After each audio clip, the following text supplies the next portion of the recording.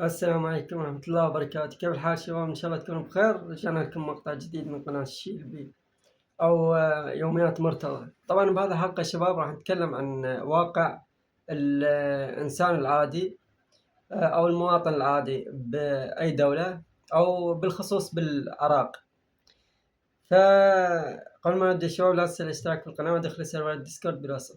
أوكي شباب، طبعا أنا عشت الحياة وأتكلم لكم دائما عن التجارب بالحياة وأفضل طريقة حتى تتخطون العواقب أو العقبات اللي تلاقوها بطريقكم.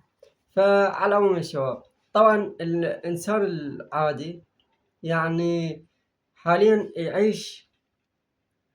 فالإنسان يا شباب مو مجرب حياة البساطة، يعني ما يحب يعيش حياة البساطة، لأنه حاليا الحياة يعني توسعت المنافذ مال الصرف يعني.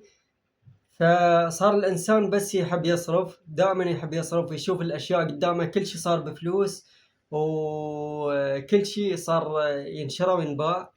فلذلك الإنسان صار يحب الفلوس يعني، ودائما يفكر يشتغل أو يفكر يصير غني، دائما يحلم إنه يصير غني، وعباله إنه لما يصير غني خلاص راح يكمل كل شيء ويدخل الجنة. لكن بالحقيقة يا شباب إنه الإنسان إذا صار غني ما راح يكتفي، راح يفكر يصير أغنى وراح يفسد بالأرض، يعني راح يسوي أي شيء يخطر على باله، وكل الممنوعات والمحرمات راح يسويها، لأن صار عنده فلوس خلاص، يعني صار كأنما نمرود. فلذلك يا شباب الإنسان لازم يعيش البساطة، لازم يحب البساطة، لأنه الموضوع كأنما مثل التدخين يا شباب. هسه شلون الناس كلهم يدخنون ومدمنين للتدخين. فالموضوع كأنما تدخين يا شباب، أنت مدمن تدخين حاليا وتروح تشتري. فالتدخين شنو يا شباب؟ أول شيء مصروف يومي، يعني مثلا كل أسبوع تصرف مثلا 15,000 فقط على التدخين، من غير أنه التدخين يدمر صحتك يعني.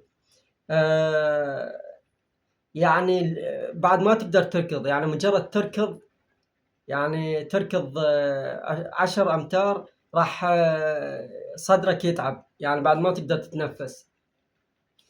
ففي حال إنه قطعت التدخين، صح أنت تحتاج التدخين أحيانا، لأنه التدخين يعني يريح الأعصاب، لكن أنت إذا قطعته أول شيء راح توفر مصروف، ثاني شيء راح تحافظ على صحتك الشبابية يعني الرياضية.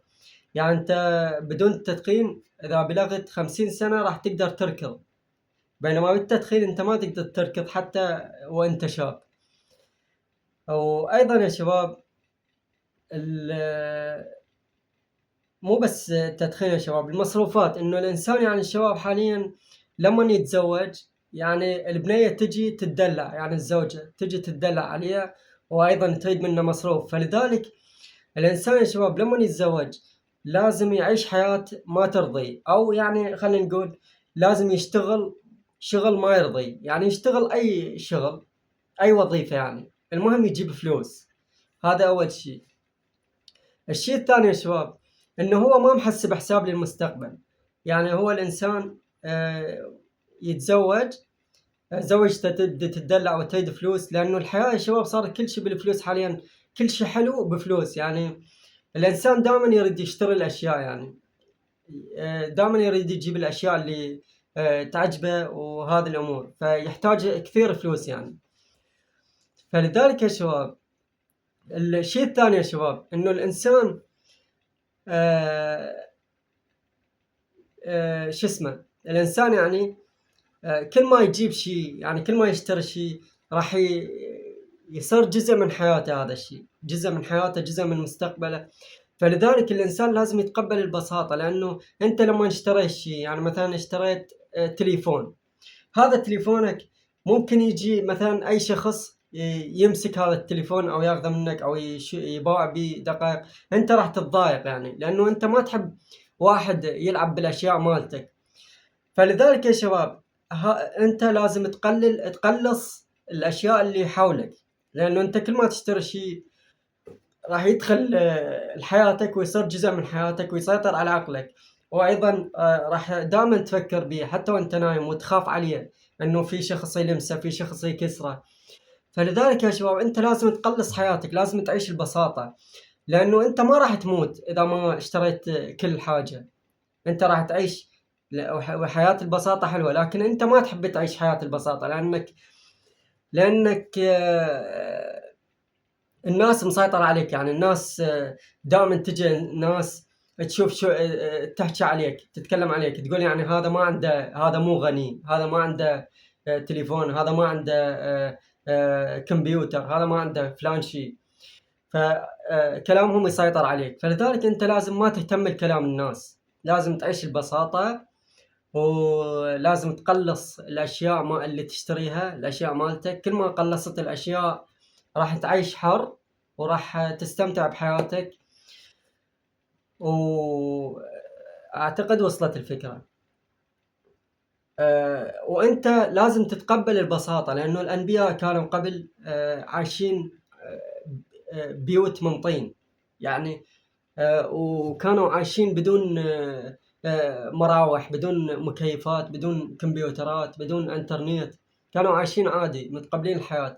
لكن الانترنت سيطر علينا، والاشياء التكنولوجيا سيطرت علينا، والتكنولوجيا دائما تريد فلوس. الناس قبل كانوا عايشين على الفلاحة، يعني كانوا عايشين على فقط الأعمال كلها عبارة عن فلاحة ورعاية أغنام وبناء، فقط هذول الثلاث أعمال. ما كان أكو كهرباء انترنت. فعلى العموم فلذلك يا شباب لهذه الأسباب أنت لازم تتقبل البساطة ولازم تعيش البساطة. وأيضا الشيء الثاني يا شباب أنه لازم ما تهتم لكلام الناس، ولازم ما تخليه يأثر عليك، لأنه الناس يسحبوك، يعني يسحبوك للطريق الغلط. أنت لازم ترضي نفسك فقط. وأيضا الإنسان، أنا حسب تجاربي أتكلم لكم، وفعلى العموم الإنسان الحقيقة يعني أهم شيء يرتاح، أهم شيء راحة جسمه. أنا بالنسبة لي أهم شيء الراحة، وأهم شيء النوم عندي والبساطة. فعلى العموم يا شباب هذه الأشياء، هذه أعداء تدخل حياتكم، أنتوا لازم تحاربوها وتطلعوها من حياتكم. فالشيء الثاني يا شباب إنه الإنسان لما يتزوج وزوجته تجي تدلع عليه وتريد فلوس، وأيضا هو يشوف الأشياء التكنولوجيا ويحب يشتري تكنولوجيا ويطور نفسه، لكن هذا الشيء غلط قلت لكم. لأنه هو كل ما يشتري شيء كل ما يدخل حياته ويسيطر على عقله، ويظل دائما يفكر بيه ويخاف عليه، وما يخلي واحد يلمسه أو ويخاف واحد يكسره. وهذه الأمور، هذا الشيء الأول. الشيء الثاني إنه كل ما إنه الإنسان راح يجي يوم مثلا ينكسر أو يطيح وهو متزوج وعنده أطفال، الطفل مالته يتطلب حليب، يتطلب حفاضات، يتطلب أشياء، وزوجته أيضا تريد، وهو يحتاج البيت، وبعد ما يلحق على نفسه حرفيا. راح يضطر يشتغل شغل ما يرضيه، راح يضطر يعني يشتغل، وأيضا راح يضطر إنه يعيش حياة ما ترضيه، راح يضطر يعيش تحت رحمة الناس. وممكن أيضا زوجته راح تفكر تروح تدور وظيفة، وراح أيضا تشتغل شغل ما يرضيها، وممكن تعيش تحت رحمة الناس، أو الزوجة راح تخرج عن طاعتك لهذه الأسباب. فلهذا السبب يا شباب المواطن لازم يتقبل البساطة ويعيش البساطة. وأيضا بالنسبة للبساطة يا شباب هذه الأفكار وصلت لكم. حاليا نبدي نتكلم عن كيف تعيش حياة البساطة.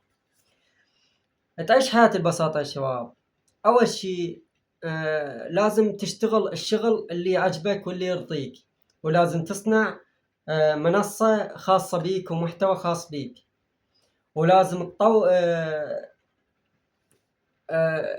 لازم ما تفكر تتزوج ولا تستعجل يعني، ولازم تقطع التدخين، ولازم تتقبل البساطة، ولازم تقلل الأشياء، تقلص المحتويات اللي تحب تشتريها، لازم تقلصها يعني ما تكثر، لأنه مثل ما قلنا راح تسيطر عليك.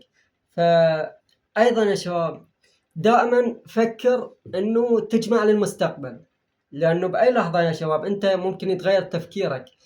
يعني ممكن يتغير تفكيرك، يعني أنا عن نفسي ممكن أنا حاليا مخطط، يعني ما مخطط أبني مستقبل، فلذلك أتكلم عن البساطة. فممكن يتغير تفكيرك، ممكن تقرر شو اسمه تبني مستقبل، ممكن تقرر تتزوج. فلهذا السبب يا شباب لازم تستغل الوقت أهم شيء بحياتك يا شباب. لأنه فلذلك يا شباب أنت لازم تفكر بمستقبلك، لازم تجمع فلوس لمستقبلك، لازم دائما تحتفظ بفلوس لمستقبلك، لأن بأي لحظة يا شباب الكل راح يتخلى عنك. أنت عايش بمخيلة حاليا، يعني عايش بتفكير تعتقد يعني بظنك، لكن بالحقيقة يا شباب ممكن بأي لحظة الجميع راح يتخلى عنك، ممكن بأي لحظة أنت تطيح وما حد راح يوقف وياك. فالفلوس هي الوحيدة اللي تحتاجها. فلذلك يا شباب أنت لازم شو تسوي؟ لازم تعيش البساطة أول شيء، ولازم تحاول تشتغل حاليا أي شغلة فتجمع فلوس لمستقبلك. هذا الشيء يا شباب. آه، فهذا كنت شباب هذا المقطع يا شباب، أتمنى وصلت الفكرة، ولا تنسوا الاشتراك بالقناة ومع تفعيل زر الجرس. نشوفكم المقطع الجاي، ادخلوا سيرفر الديسكورد. مع السلامة.